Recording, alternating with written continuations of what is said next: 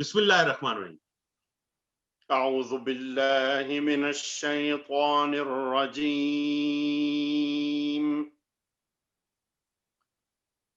بسم اللہ الرحمن الرحیم،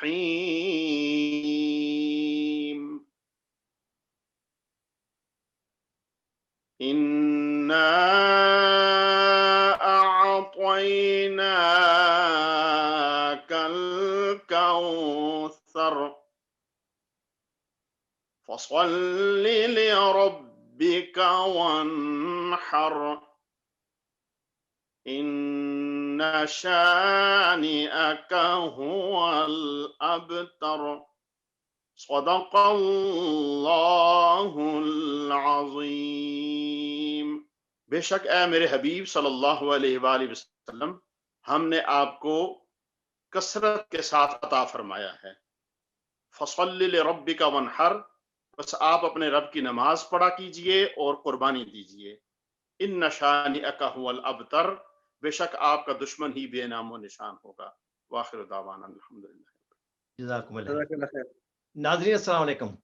منقولات میڈیا کے ہفتہ وار پروگرام میرے دل میرے مسافر میں میں آپ کو خوش آمدید کہتا ہوں۔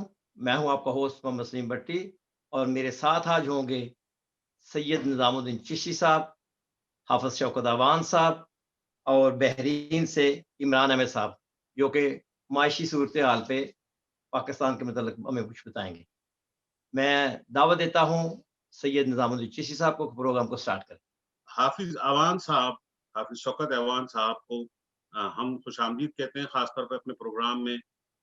ان کا تعلق آرگنائزیشن منہاج القرآن سے ہے، اور یہاں پر فرینکفرٹ کے قریب میں ایک ادارے کی خدمت کر رہے ہیں، جہاں پہ مسلمانوں کو اسلام کے متعلق تعلیم دی جاتی ہے۔ اور اس کے علاوہ ہمارے ساتھ موجود ہیں محترم جناب عمران احمد صاحب بحرین سے، ایک ہمارے پروگرام میں اکثر و بیشتر شامل رہے ہیں، اور یہ ایک بہت بڑے بین الاقوامی بینک کے اندر آڈیٹر کے طور پہ جاب کرتے ہیں۔ ان کی ایک بڑی گہری اور تجزیاتی نظر ہے پاکستان کے اور بین الاقوامی معاشی صورتحال پر، جس سے ہم افادہ حاصل کرتے ہیں، اور یہ ہمیں آج کے زمانے کے لحاظ سے کرونا کے وجہ سے پوری دنیا میں پیدا ہونے والی معاشی صورتحال پر اپنے اظہار خیال کریں گے، اور پاکستان میں اس وقت گرے لسٹ کا جو شور مچا ہوا ہے اس کے متعلق یہ ہمارے پروگرام میں اپنا اظہار خیال کریں گے، اور اس کے پیچھے کیا بات ہے وہ بھی ہمیں بتائیں گے۔ سب کے جانے پہچانے محمد سلیم بھٹی، چیف رپورٹر منقولات.com بھی ہمارے ساتھ موجود ہیں، جو آج ہمیں اپنے قیمتی وقت میں سے بتائیں گے کہ کرونا کی وجہ سے جزوی لاک ڈاؤن جرمنی میں شروع ہونے والا ہے، یعنی کہ وہ پیر سے نافذ ہو جائے گا جزوی لاک ڈاؤن، اور اس جزوی لاک ڈاؤن پہ چھوٹی اور بڑی جو کمپنیز ہیں یا جو کاروبار ہیں اس پہ اس کا کیا اثر ہے، اور مجموعی طور پہ اس وقت جرمنی میں صحت کی صورتحال کس طرح سے۔ سب سے پہلے میں دعوت دوں گا اپنے محترم مہمان حافظ شوکت حسین اوان صاحب کو کہ وہ اپنی رائے کا اظہار کرے، بلکہ ہمارے کو اس وقت مسلمانوں کی جو دیگرگوں مسائل ہیں پوری دنیا میں، ان کے متعلق تھوڑا سا ہمیں بتائیں کہ وہ مسائل ہیں کیا، اور اس کی وجوہات کیا ہیں، اور ان کے حل کرنے کے لیے ہم کیا کر سکتے ہیں۔ بہت شکریہ، میں پیش کرتا ہوں جناب شوکت اوان صاحب کو۔ بسم اللہ الرحمن الرحیم۔ بہت شکر گزار ہوں محترم جناب سید نظام الدین چشتی صاحب آپ کا، اور محترم جناب محمد سلیم بھٹی صاحب آپ کا، کہ آج آپ نے مجھے یہاں مدعو کیا کچھ اسلامی موضوعات پہ اور کچھ انٹرنیشنل جو معاملات اس وقت چل رہے ہیں اس پر اظہار خیال کرنے اور سننے کے لیے۔ اسی طرح میں محترم المقام جناب عمران احمد صاحب کو بحرین سے ہمارے ساتھ آج شریک گفتگو ہیں، ان کو بھی سلام بھی کرتا ہوں، ان کو خوش آمدید بھی کہتا ہوں۔ بڑی خوشی ہوئی کہ آپ کی زیارت ہوئی۔ میں گزارش کرنا چاہوں گا کہ آپ نے ایک بڑا وسیع بات کر دی کہ مسلمانوں کے مسائل کیا ہیں.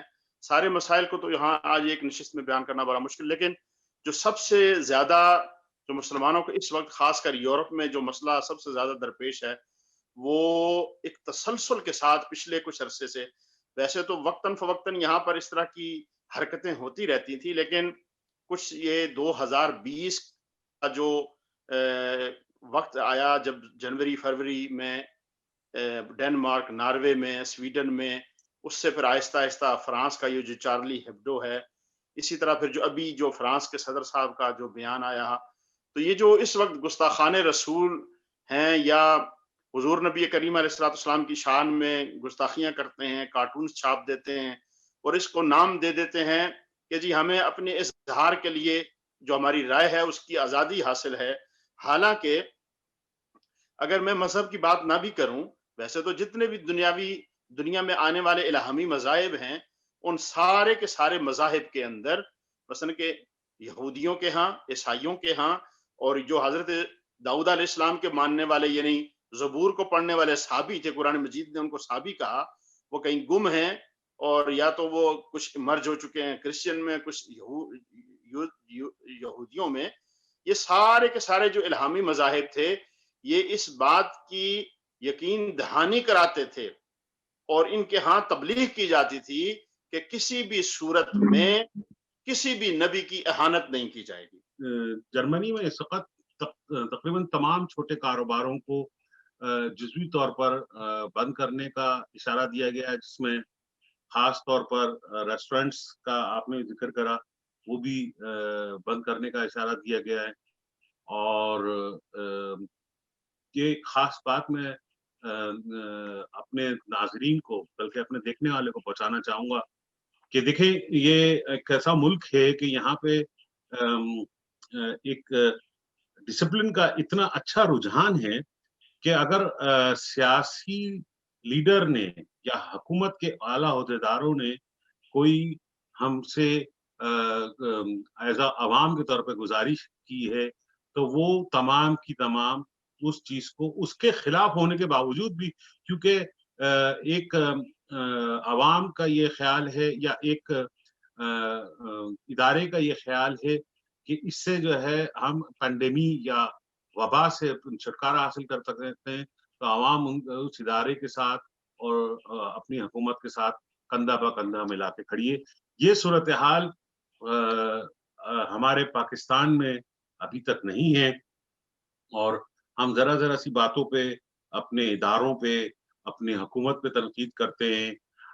حالانکہ اللہ کا اتنا بڑا احسان ہے، ساتھ کے ساتھ مجھے کہنا پڑے گا کہ ہم اتنی بڑی وبا جس سے پوری دنیا جو ہے وہ مصیبتوں میں مبتلا ہے، لیکن پاکستان پہ اللہ تعالیٰ کے احسان کی وجہ سے وہ وبا اس طرح سے حملہ آور نہیں ہوئی جس طرح سے لوگ باغ اس کے متعلق سوچ رہے تھے. اور ہم لوگ بہت سے لوگ بیچارے اس مرض کے میں مبتلا ہیں، ان کے لیے ہم صحت کے لیے دعا گو ہیں، اور جو اس مرض میں مبتلا ہو کے اس دنیا فانی سے کوچ کر گئے ان کی مغفرت کے لیے ہم دعا گو ہیں. لیکن ہم جیسے ترقی پذیر ممالک میں جن میں بہت سارے اور دوسرے ممالک شامل ہیں، اگر یہ وبا اپنے پورے زور و شور سے حملہ آور ہوتی تو ہمارے بہت سے پیارے ہم سے بچھڑ جاتے اور ہمیں بہت ساری پریشانیوں سے، یہ اللہ کی ہمارے پہ نعمت ہے. اس کے ساتھ پاکستان کے اندر آج کچھ صورتحال معاشی طور پر کورونا کی وجہ سے بھی، اور FATF میں اگر عمران بھائی میں آپ کی طرف آ رہا ہوں، اگر میں اس میں کیونکہ میں ایک فائنینس کا مجھے بہت کم تعلق ہے، تو اگر میں کوئی اس میں غلط جملہ استعمال کروں یا غلط ایبریویشن استعمال کروں تو اگر آپ میری تصحیح کیجیے گا.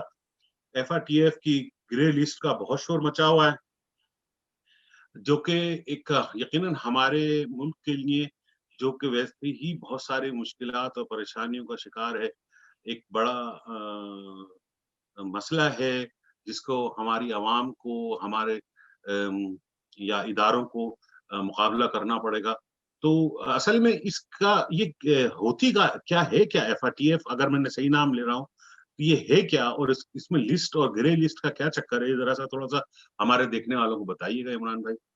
جی FATA 1989 کے اندر ایک ادارہ بنایا گیا تھا جس میں ہوا یہ تھا کہ اس کا BCCI کا جب اسکینڈل ہوا تھا تو دنیا میں بدنامی ہوئی تھی کئی بینکوں کی کہ لوگ اپنا کرپشن کا پیسہ اور ٹیکس کا جو چوری کیا کا پیسہ ہوتا ہے وہ یا دہشت گردی کے استعمال میں. اس زمانے میں وہ کولڈ وار کا بھی زمانہ تھا جو ختم ہوا. پھر انہوں نے سب 12-14 کنٹریز نے مل کر اس کو ایک تنظیم بنایا جس کا نام تھا فائنینشیل ایکشن ٹاسک فورس. انہوں نے بیٹھ کے اپنی مشاورت کی ہے اور بیچ میں انہوں نے کچھ اپنے ایک قواعد و ضوابط جو بنائے تھے اور دنیا کے تمام ملک جو انٹرنیشنلی ایک دوسرے کے ساتھ ڈیل کرتے ہیں بین الاقوامی طور پہ ایک دوسرے کے ساتھ ٹرانزیکشن کرتے ہیں ٹرانسفر کرتے ہیں ٹریڈ کرتے ہیں یا سنڈیکیٹ کرتے ہیں لونز کو یا کسی چیز کو تو اس اور یعنی ایک انفرادی شخص سے لے کر ایک پوری ادارے تک ایک آرگنائزیشن تک جو ہے وہ جب کوئی بینکنگ کا معاملہ آئے گا تو اس کی اندر یہ انہوں نے اس بات کو یقینی بنانا ہے اس کو انشور کرنا ہے کہ اس میں جو منی لانڈرنگ کا جو پارٹ ہے وہ بیسکلی وہ نہیں ہونا چاہیے. اس کے اندر مطلب لوگ اپنے جائز پیسے کو استعمال کرتے ہوئے اپنی بینکنگ کی ٹرانزیکشن کریں اور ساتھ میں جو ہے اس کے اندر جو اگر کوئی کرپشن کا پیسہ ہے تو وہ ہائی لائٹ ہو جائے یا وہ ٹرانزیکشن نہ ہو. اور دوسرا ملک جو کسی بھی لحاظ سے اس میں انوالو ہے تو یعنی کہیں دو طرح کی چیزیں ہوتی ہیں ہم لوگوں کو سمجھنے کی ضرورت ہے اس چیز کو کہ ایک ہوتی ہے منی لانڈرنگ. منی لانڈرنگ کا سورس غلط ہوتا ہے گندا ہوتا ہے. یعنی آپ نے چوری کیا پیسہ کسی کو لوٹا اور آپ نے وہ پیسہ 3 طریقے اس کے ہوتے ہیں کہ جی منی لانڈرنگ کے اندر کہ پلیسمنٹ ہوتی ہے پھر ایک کلیئرنگ ہوتی ہے پھر انٹیگریشن ہوتی ہے. پلیسمنٹ یہ ہوتی ہے کہ آپ نے پیسہ اٹھایا بینک میں پلیس کر دیا. اب اس کو جیسے ہمارے یہاں پاکستان میں کئی اسکینڈل بنتے ہیں کہ جی زرداری نے وہ فلانی کمپنی بنائی تھی نواز شریف نے فلانی کمپنی بنائی تھی یا پولیٹیشین کا نام بھی بغیر کہہ سکتے ہیں کہ جی فلانا پولیٹیشین نے یہ گروپ بنایا یہ اسٹرکچر کیا. ہوتا یہ ہے کہ ٹرانزیکشن کو اتنی دفعہ گھمایا جاتا ہے چاہے وہ فالودے والا ہو یا کوئی اور ہو وہ اتنی ٹرانزیکشن کو بینکنگ چینلز کے تھرو گھماتے ہیں کہ اس کی ٹریل گم جاتی ہے منی ٹریل گم جاتی ہے. اس کو ٹریس کرتے کرتے بندہ جو ہے کیونکہ آپ نے ٹرانزیکشن کی ہے مان لیں 5 ارب کی اور وہ ٹرانزیکشن 200 ٹرانزیکشن تھی وہ 200 سے 5 سے ہوئی پھر 200 ہوئی پھر 20 ہو گئی پھر 1 ہو گئی پھر 40 الگ ہو گئی. اب وہ 17-18 بینکوں میں سے گزر کے گئی ہے وہ ٹرانزیکشن. تو یہ ہے منی لانڈرنگ. لیکن دوسری چیز جو ہے وہ پاکستان کے حوالے سے جو بات کی جاتی ہے وہ ہے ٹیررسٹ فائنینسنگ. یہ 2 ایسے ایلیمنٹس ہیں جس پر بہت زیادہ فوکس کیا ہے فائنینشیل ایکشن ٹاسک فورس نے. ایک تو منی لانڈرنگ کو کرب کرنا ہے اس کو جو ہے ختم کرنا ہے. دوسری جو ان کا ہے وہ ٹیررسٹ فائنینسنگ کا ہے. ہوا یہ ہے کہ دنیا اس وقت بالکل تقریباً 1989 سے لے کر 2001 تک بالکل ٹھیک چل رہی تھی. اس ادارے کو کسی نے بہت سیریسلی نہیں لیا. جب 9/11 کا واقعہ ہوا تھا تو اس وقت یہ بڑا شور مچا تھا کہ بھائی ہم اس کنٹری کے ساتھ امریکہ کے اندر بھی ایک پیٹریوٹ ایکٹ آیا تھا آپ کو شاید اس کے بارے میں علم ہوگا. تو وہ انہوں نے اس ادارے کو ایک طرح سے اس میں ایک نئی جان پھونکی اور کہا کہ اب ہم اس کنٹری کے ساتھ ڈیل نہیں کریں گے جس میں یہ دونوں چیزیں منی لانڈرنگ ہوتی ہو یا پھر ٹیررسٹ فائنینسنگ ہوگی. تو انہوں نے اپنی کچھ 40 ریکمنڈیشن اور 9 سجیشن جو تھی وہ انہوں نے ایک ریکمنڈیشن بنا کے دی تھی کہ فلانا کنٹری اگر جو ہم سے یونائٹیڈ اسٹیٹ سے اور امریکہ سے ڈیل کرنا چاہتا ہے وہ ان 40 جو ہمارے قواعد ہیں ان کو فالو کرے گا اور اس سے پہلے اس سے قوانین جو ہے وہ بنائے جائیں گے. تو ایشو اس کے اندر یہ تھا کہ پاکستان چونکہ اولڈ بینکنگ سسٹم میں ہمارا بینکنگ سسٹم دنیا میں ٹاپ کلاس تھا 74 تک میں کہوں گا جب تک وہ نیشنلائز نہیں ہوا تھا. ہم ہر لحاظ سے بینکنگ میں آگے تھے چاہے وہ ماڈرنائزیشن ہو چاہے وہ آئی ٹی سے ٹیکنیکل پلیٹ فارم ہو چاہے وہ ایکسپوجر کا پوائنٹ آف ویو ہو. 2 چیزوں نے پاکستان کی بینکنگ سسٹم کو بہت بری طرح سے متاثر کیا ہے. ایک آپ کا BCCI کا اسکینڈل تھا جو آج بھی کوٹ کیا جاتا ہے دنیا بھر کی. وہ ایک اس کو آپ انٹرنیشنل سازش کہہ لیں یا اصل میں بھی حقائق اس کے پوچھے تھے کہ عرب شیخوں کے کچھ پیسے تھے جو جن کی ٹریل نہ مل سکی. لیکن ساتھ ہی ساتھ دوسری جو چیز ہے پاکستان کے اندر، جب نیشنلائزیشن ہوئی ہے بینکوں کی، جیسے UBL کو نیشنلائز کر دیا، ابھی بینک کو نیشنلائز کر دیا، اس کا ایک معاشی نقصان تو پاکستان کو بہت شدید ہوا، لیکن اس کے علاوہ یہ جو چیز ہوئی کہ پاکستان بینکنگ چینلز میں بہت پیچھے رہ گیا. وہ ایک اسٹیلین پہ سوار تھا، ایک گھوڑے ریس کے گھوڑے پہ سوار تھا اور بھاگا جا رہا تھا، اور جب اس طرح سے یعنی بالکل ہی نااہل لوگوں کے ہاتھ میں چلا گیا بینکنگ سسٹم، تو کئی چیزیں پیچھے رہ گئیں. اور پھر پاکستان ایک پچھلے 30 سال سے ایک پولیٹیکل ٹرموائل کے اندر ایک کیا کہنا چاہیے اس کو کہ یہ کھاتا پائی کی صورت کا شکار ہے کہ کچھ چیز ایک پولیٹیکلی اسٹیبل نہیں ہوئی، نہ ڈیموکریسی اسٹیبل ہوئی، نہ مارشل لا اسٹیبل ہوا، نہ کچھ اور رجیم کام کر سکے صحیح. تو ہمارے بینکنگ کے سے ریلیٹڈ ہمارے قوانین ملک میں ان دونوں چیزوں پہ صحیح فوکس نہیں کر سکے. یعنی ہمارے یہاں چلتا رہا اسی چیز کا تو فائدہ اٹھا کے کچھ ہماری پولیٹیکل پارٹیز جو ہیں انہوں نے اس بینکنگ چینلز کو مس یوز کیا، اور جو اس کے ساتھ نتیجہ تھا وہ آپ کے سامنے ہی ہے. ہندوستان نے اس چیز کا بڑا بہترین فائدہ اٹھایا ہے. سب سے زیادہ میں کہتا ہوں جو بینیفیشری ہے وہ آپ کے پاکستان کو بدنام کرنے میں اور اس 9/11 کا فائدہ اٹھانے میں، اگر امریکہ کے بعد کسی اور کو فائدہ اگر ہوا ہے تو وہ انڈیا کو ہوا ہے. کیونکہ پاکستان اس سے پہلے وہ ہر کوئی چوتھی گلی میں گروپ اٹھ جاتا تھا جی ہم جہاد کرنے جا رہے ہیں کشمیر میں، جبکہ اسلام کے اگر ہم تعلیمات پر کو دیکھیں تو وہ جہاد جو ہے وہ خلیفہ کا اس کا اعلان کرنے کا اس کا وہ ہوتا ہے، وہ خلیفہ امیر جو ہوتا ہے اس کی اطاعت کا اللہ تعالیٰ آپ کو حکم دیتا ہے. بہرحال ہوا یہی کہ اس طرح سے جو ہے وہ ہم نے خیال نہیں کیا اس چیز کے اوپر، اور کئی جگہ سے ایسا ظاہر ہے ایک ہماری اپنی محبت ہے کشمیری بھائیوں کے ساتھ، ہم ہر طرح سے ان کا ساتھ دینے کو تیار ہوتے ہیں. کچھ لوگوں نے اس چیز کو اس میں ملیٹنسی میں طرف لے کر گئے، وہ دیکھتے رہے، اور یہ کام ہم نے نہیں کیا، یہ ہندوستان نے مفتی بانی کی شکل میں بھی ہمارے ساتھ کیا، اور ہم نے ہمارے ملک کے دو لخت کر دیا. یہ پہلے یہ ایرا جو تھا کولونیلزم کے بعد انڈسٹریلائزیشن کا دور تھا، تو اس دور میں جو تھا ہر چیز جائز نہیں تھی سمجھنے کے، کیونکہ اس وقت نہ آپ کا میڈیا اتنا ایڈوانس تھا، نہ انٹرنیٹ تھا، آپ صرف اخبارات پڑھتے تھے، ریڈیو سنتے تھے اور ٹی وی دیکھتے تھے، تو آپ کو اس طرح کی خبریں ملتی نہیں تھی. لیکن چونکہ اب دنیا میں آپ ابھی میں اور آپ بیٹھے ہوئے ایک زوم پہ بیٹھ کے بات کر رہے ہیں، آج سے 15 سال پہلے یہ سوچ بھی نہیں سکتے تھے کہ اب یہ کریں گے. اسی طرح سے ہم لوگ جو بات میں کرنے والا ہوں وہ یہ تھی کہ انہوں نے اس چیز کو یاد رکھا، ہندوستان نے اس چیز کو یاد رکھا کہ ہاں ملیٹنسی ہوئی ہے کشمیر کے اندر، اور گروپس آتے تھے اور لڑتے تھے، ہمارے فوجیوں کو مارتے تھے. اب صحیح ہے یہ غلط ہے، یہ دوسری بحث ہے. یہ ہمارے لحاظ سے صحیح ہے کہ ہمارے کشمیری بھائیوں کے ساتھ ظلم ہو رہا ہے، ہماری عورتوں کے ساتھ زیادتی ہو رہی ہے، یہ بات اپنی جگہ بالکل ٹھیک ہے. لیکن جو بات ہے کہ انہوں نے اس چیز کو مائنڈ میں رکھا، ہم اس چیز کو فائدہ نہیں اٹھا سکے کہ ہم نے اس کو جا کے اٹھا کے دنیا میں اٹھاتے کہ جی مودی نے کہا کہ ہم نے کشمیر دیکھو ہم نے مفتی بانی بنا کر ہم نے بنگلہ دیش کو الگ کر دیا. لیکن اس چیز کا فائدہ ہندوستان نے ضرور اٹھایا. سر میں آ رہا ہوں اسی بات ہے، ہندوستان نے اس چیز کا فائدہ ضرور اٹھایا، اور ہمیں جب سے یہ فاشسٹ گورنمنٹ آئی ہے اس نے اٹھا کے ہمیں دنیا میں اسی FATF کو، میں نے وہ لنکس کو جوڑ رہا ہوں، میں وہ ڈاٹ کنیکٹ کر رہا ہوں جی کہ یہ کہا کہ FATF کو جو ہے وہ دیکھیں بھائی صاحب ہمارے پاس یہ چیزیں ہیں، ہمارے ساتھ ملیٹنسی ہوتے رہی، ہم سے جاتی ہوئی ہے. دنیا اس وقت ایک تیش میں ہے، ابھی بھی اس تیش کا عالم ہے کہ اسلاموفوبیا بھی ہے، مسلمانوں کو ٹیررزم کے ساتھ دہشت گردی کے ساتھ جوڑا بھی جا رہا ہے. تو انہوں نے کہا کہ اس چیز کو سیاسی طور پہ لابنگ کر کے جو ہے ہمیں پچھلے کئی دفعہ کوشش کی، اور کئی دفعہ پچھلے 30-35 سال سے کوشش میں لگا تھا کہ ہم ایک دہشت گرد ملک قرار دے دیں. لیکن جو ان کو اب سب سے صحیح پلیٹ فارم ملا ہے مودی کے آنے کے بعد، وہ پلیٹ فارم یہ تھا کہ اس میں ہمیں اس کو FATF میں اس کو گرے لسٹ میں ڈلوا دیا جائے، تاکہ ہندوستان کو بھی یہ بات معلوم ہے اور پاکستان میں بھی لوگوں کو اچھی طرح سے معلوم ہے کہ جس قوانین کی جو میں بات کر رہا ہوں، جس سے جو منی لانڈرنگ سے ریلیٹڈ ہے، ان سے متعلقہ قوانین ہیں، وہ نہیں بنے. اور انہوں نے اپنی ایک 26 پوائنٹس کا ایک ایکشن پلان بنا کے دیا کہ آپ اس پہ عمل درآمد کریں، ہم آپ کو کنسیڈر کریں گے. لیکن اس کی دو سائڈز ہیں. ایک اس کی سائڈز ہیں کہ کیا ہم ہی یا کوئی اور بھی.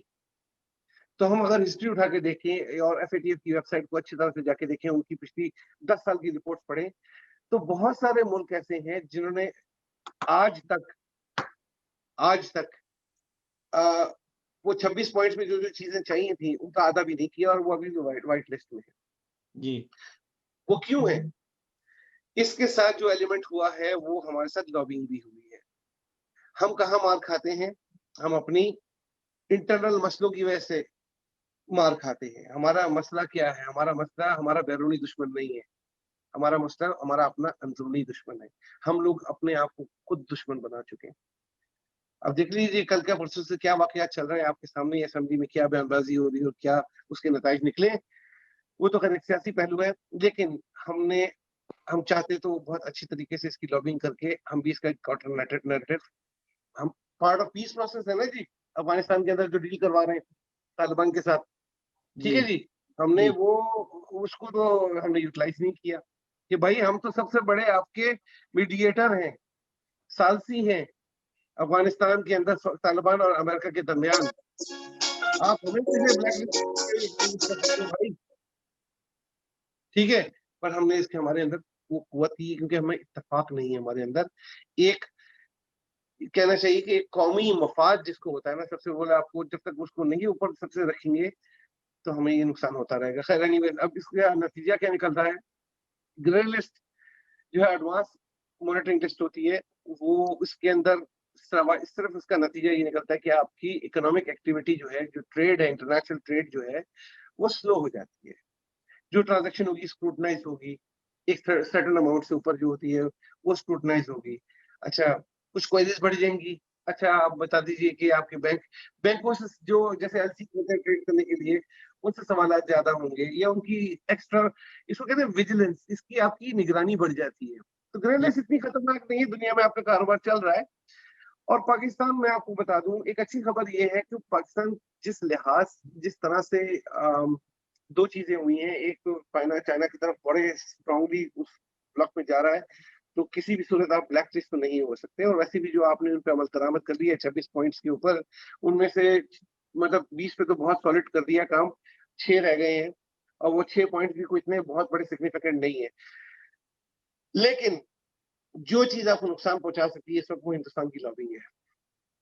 वो हमारे मुंह पर गाली देते हैं हमको। मैं यहाँ 40 साल से इंडियंस के साथ रह रहा हूँ, मुझे पता है कि वो आपके बारे में क्या सोचते हैं और आपके बारे में वो क्या कहते हैं। वो क्या थे 1991 में जब उनको अपना मुल्क चलाने के लिए अपना रिजर्व्ड गोल्ड जो जिनके रिजर्व बैंक ऑफ इंडिया के पास पड़ा था वो तक निकाल दिया था। नरसिम्हा राव ने पहली दफा IMF के वो क्या हाथ जोड़े थे कि हमें बचा लो, लेकिन क्या हुआ?